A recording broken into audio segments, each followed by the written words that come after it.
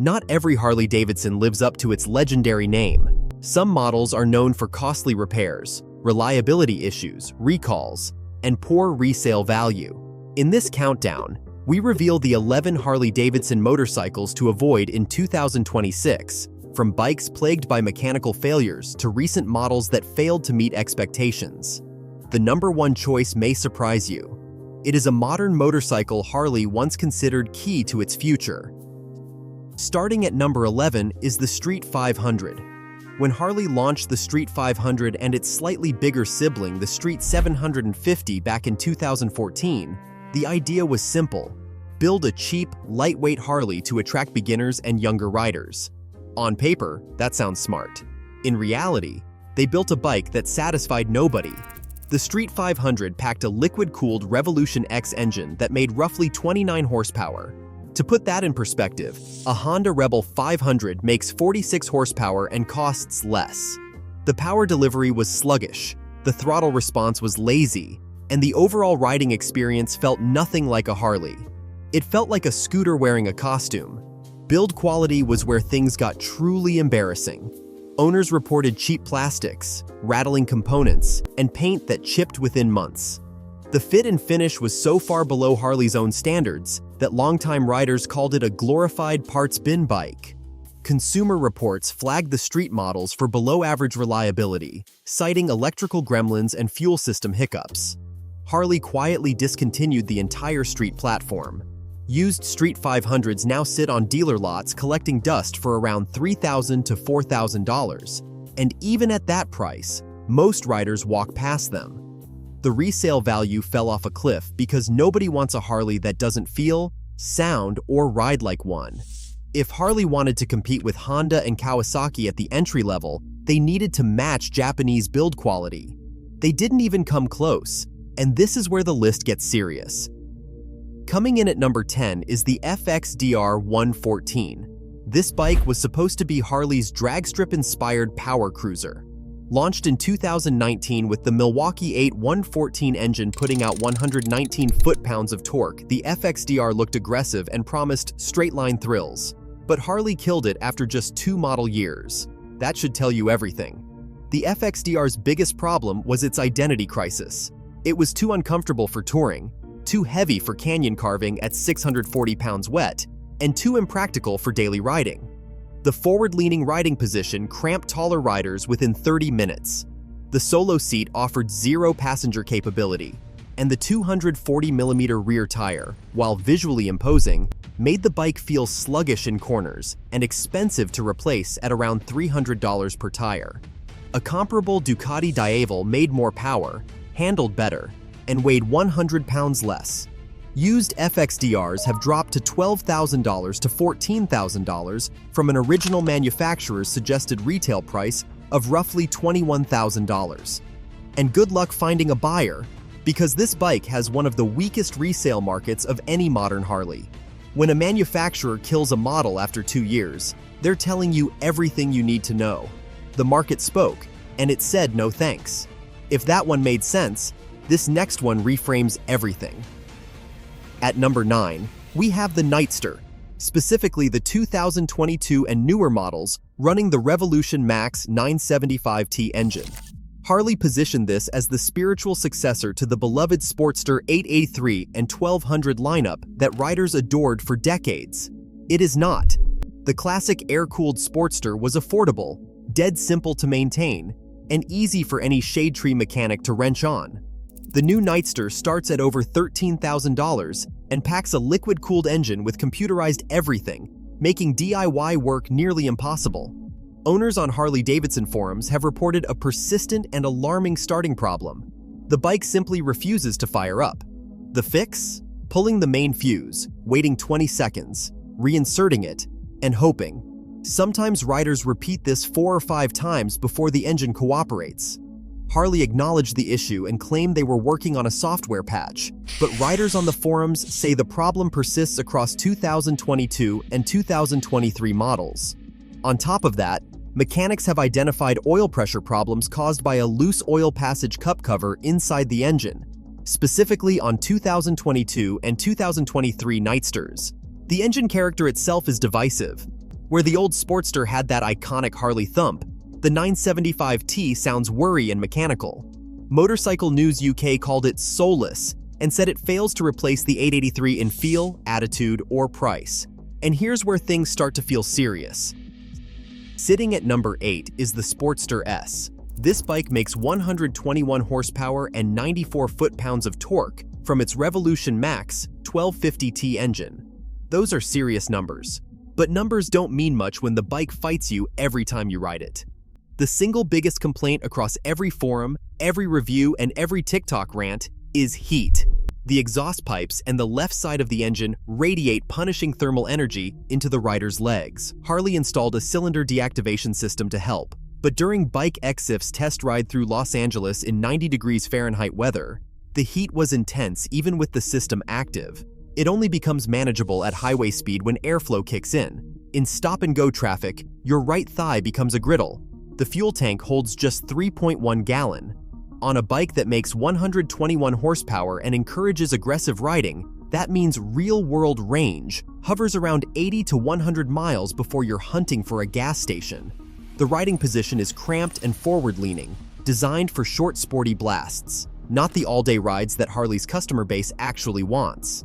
And the Revolution Max platform shares a fuel pump defect documented in Harley's own technical service bulletin M1674.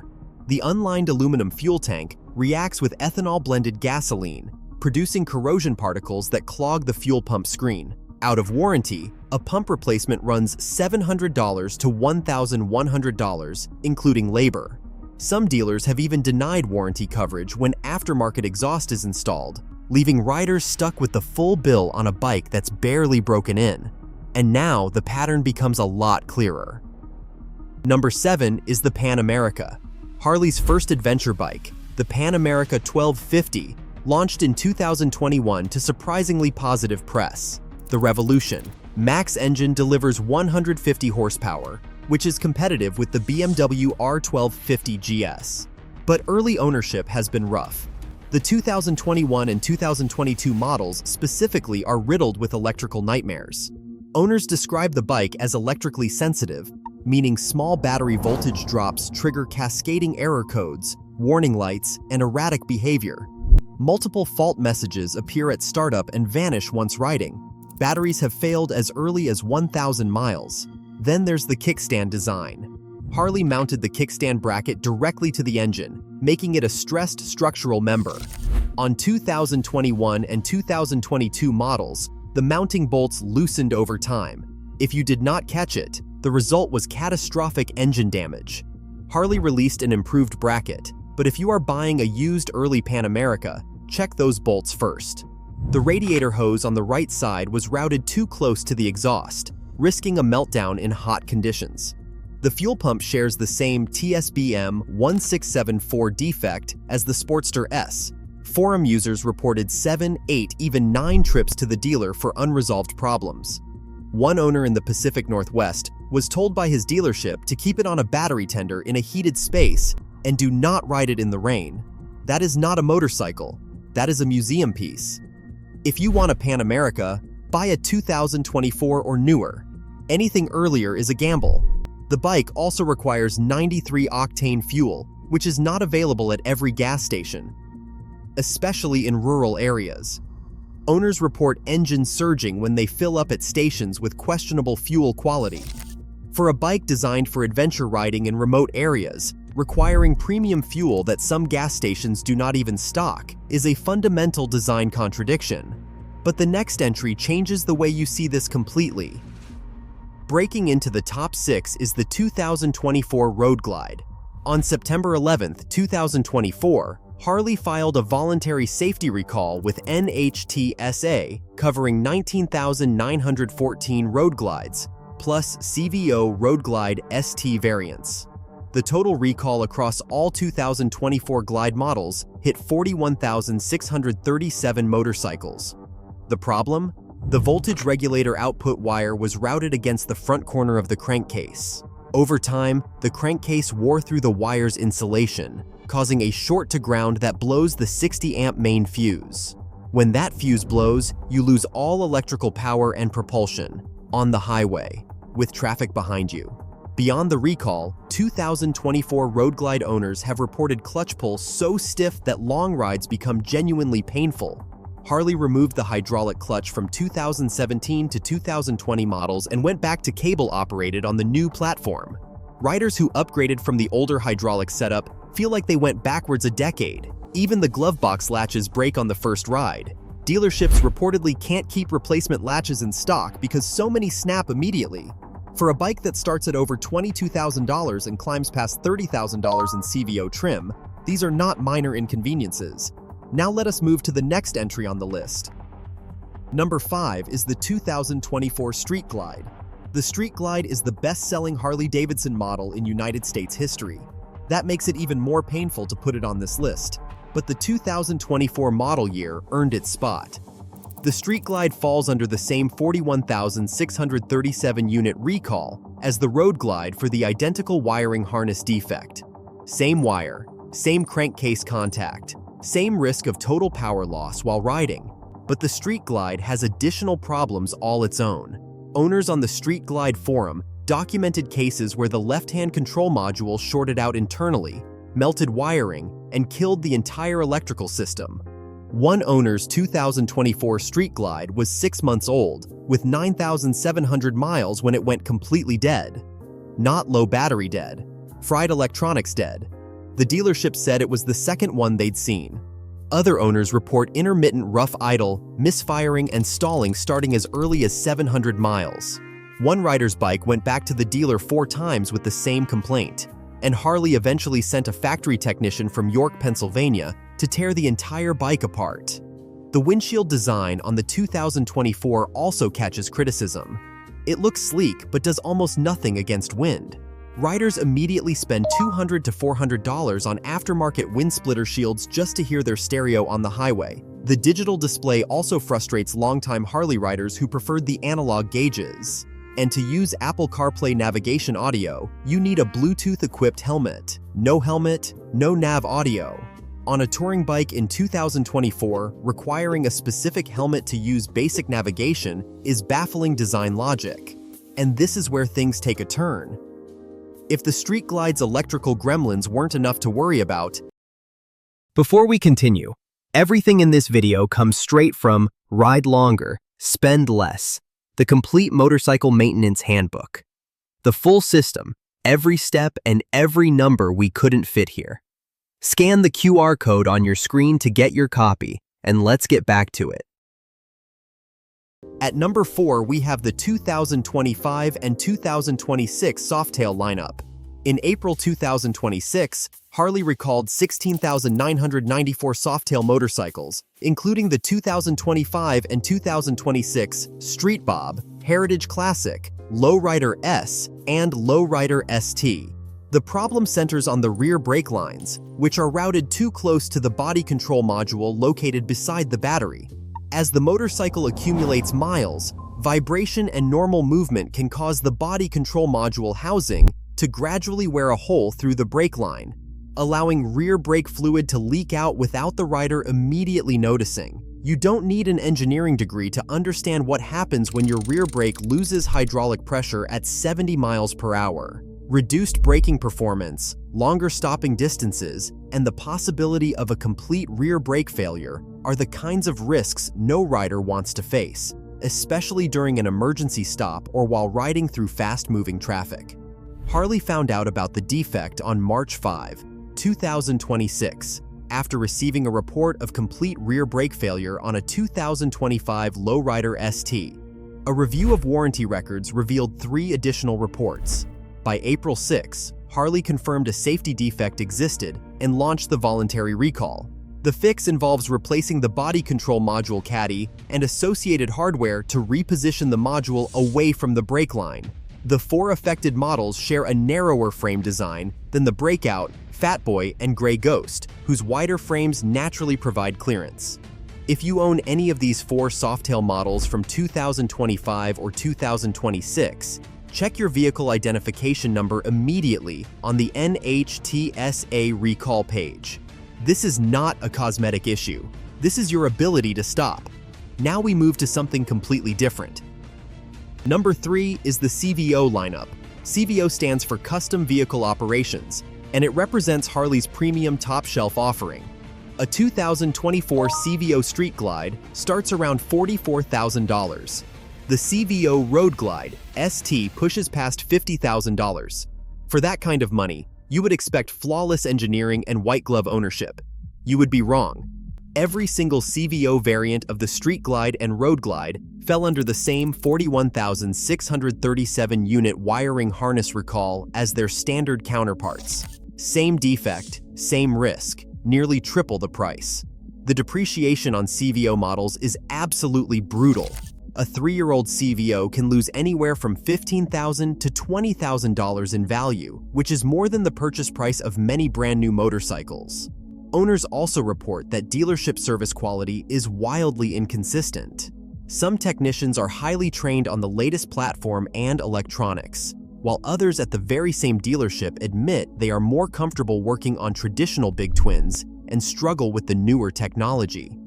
That means every service visit feels like a gamble, because you are never completely sure whether the person working on your $50,000 motorcycle truly understands it. The CVO's exclusive paint, premium audio system, and Screamin' Eagle engine tuning may look impressive, but they do not change the underlying mechanical reality. Beneath the luxury finish sits the same platform with many of the same problems, meaning you are often paying a premium price for premium frustration. For around $50,000, you could buy a fully loaded Indian Pursuit Dark Horse and still have enough money left over for a decent used truck to haul it across the country. Let that sink in. The next entry shows just how far this idea can go. Taking the second spot is the Lowrider S and Lowrider ST on the 2024 platform. Beyond the Softail brake recall that we covered at number 4, the 2024 Lowrider models introduced their own set of headaches that caught buyers off guard. The biggest issue is the cable-operated clutch. Harley moved away from the hydraulic clutch that was standard from 2017 through 2020. And the regression is painful, literally. Riders describe the clutch pull as excessively heavy, especially problematic in stop-and-go city riding where you're constantly engaging and releasing. One owner wrote a detailed complaint on Harley-Davidson forums saying after 30 years of riding the 2024 clutch made him frustrated and exhausted, and that he believes Harley abandoned American pride in pursuit of profit. The Lowrider ST is marketed as Harley's sport touring performance bike, priced from around $22,000. But the rear suspension is notoriously stiff, offering minimal compliance on rough roads. The passenger experience borders on punishment. And the same Revolution Max Fuel Pump Technical Service Bulletin, TSB, applies to models using that engine platform. Combine the brake recall, the heavy clutch, the stiff ride, and the fuel pump risk, and you have a bike that demands constant attention and compromise for a premium price tag. Indian Sport Chief offers a smoother ride, a more refined clutch feel, and stronger resale value for roughly the same money. That comparison should bother anyone at Harley's engineering department. And then there is this. And finally, at number 1, we have the LiveWire. This is the bike that was supposed to secure Harley-Davidson's future. An all-electric motorcycle that would bring younger riders into the brand and prove that Harley could innovate beyond V-twins and chrome. It has been an absolute catastrophe. In the first quarter of 2025, LiveWire sold exactly 33 motorcycles, not 33,000, not 3,300, 33. That's a 72% drop from the same period in 2024, which was already dismal at 117 units. Do the math on the $20 million operating loss that quarter, and each bike sold cost roughly $606,000 to put into a buyer's hands. The stock price for LiveWire Group cratered from around $10 to $1.15 per share. Harley's CFO publicly stated there would be no more funding once LiveWire's current $100 million credit line runs out. Multiple sources suggest Harley is considering shutting down the entire electric initiative.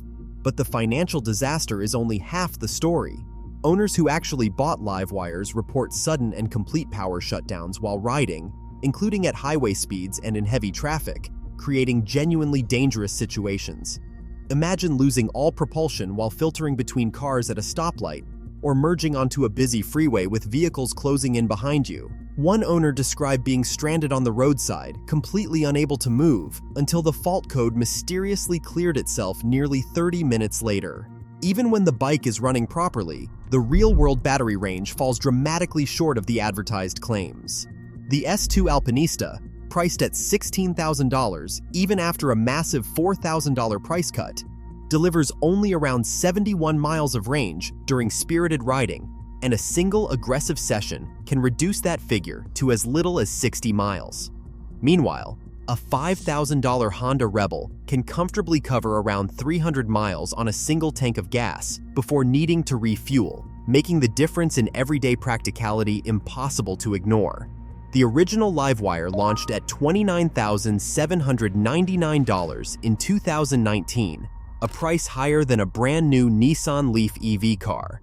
Harley halted production shortly after launch due to a charging defect that prevented home level 1 charging, forcing owners to use dealership DC fast chargers. The bikes were distributed through traditional Harley dealerships that cater to an older demographic, exactly the wrong place to sell electric motorcycles to the young tech-savvy riders Harley was targeting. To make things worse, riders who bought LiveWires now face a terrifying question. If Harley shuts down the LiveWire division, who services the bike? Who provides software updates? Who stocks replacement batteries? Unlike a gas-powered Harley where any competent mechanic can open the engine and fix what's broken, the LiveWire's electronics lock you into permanent dealer dependency. One forum member put it perfectly: "My biggest fear is Harley pulling a Buell on LiveWire and leaving us with really expensive paperweights." Coming from gas bikes where you can do almost any repair yourself, electric motorcycle ownership is a completely different dependency model. And when the company behind that model is bleeding $20 million per quarter with single-digit unit sales, that dependency becomes a ticking clock. If this opened your eyes, subscribe and don't miss what's coming next.